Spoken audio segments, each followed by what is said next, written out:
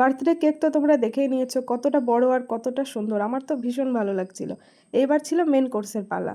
তো মেন কোর্সে প্রথমেই পড়ে গেছিলো আমার খুব পছন্দের জিনিস চিকেন সাটে, যেটা আমি খুব পছন্দ করি, তার সঙ্গে ছিল সস, যেটা দিয়ে জমিয়ে খেয়ে নিলাম। গরম গরম চিকেন সাটে খেতে না খেতেই পাতে পড়ে গেল ঝুরঝুরে আলু ভাজা।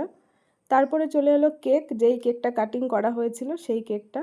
তারপরে চলে এলো সাদা ভাত, তো আমি একটুখানি কেক ভেঙে টেস্ট করে নিলাম। তারপরে চলে এসেছিলো মুড়িঘণ্ট ডাল, সেটা একটু লেবু চিপে তার সঙ্গে ঝুরঝুরে আলু ভাজা দিয়ে, আলু ভাজা বা আলু চিপস যাই হোক সেটা দিয়ে মাখিয়ে খেয়ে নিলাম। তারপরে পাতে পড়ে গেছিলো কাতলা কালিয়া, তো মাছটা খুব ফ্রেশ ছিল আর খুব ভালো ছিল খেতে। তো কাতলা কালিয়া দিয়ে একটুখানি ভাত খেয়ে নিলাম। তারপরে পাতে পড়ে গেল স্যালাড, শসা পেঁয়াজ এইসবই পাতে পড়ে গেল। তারপরে চলে এলো শো স্টপার মটন কষা। তো মটন কষা চলে এলো, তো মটন কষা বেশ গরম গরম লাল লাল ঝাল ঝাল মটন কষা দিয়ে ভাত।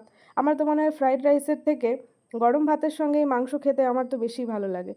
আর আলাদা আলাদা পছন্দ, তাই না? কেউ সাদা ভাতের সঙ্গে পছন্দ করে, কেউ বা বাসন্তী পোলাওয়ের সাথে পছন্দ করে, কেউ বা ফ্রাইড রাইসের সঙ্গে পছন্দ করে, কিন্তু আমার পার্সোনালি সাদা ভাতের সঙ্গে মাংস খেতে বেশি ভালো লাগে।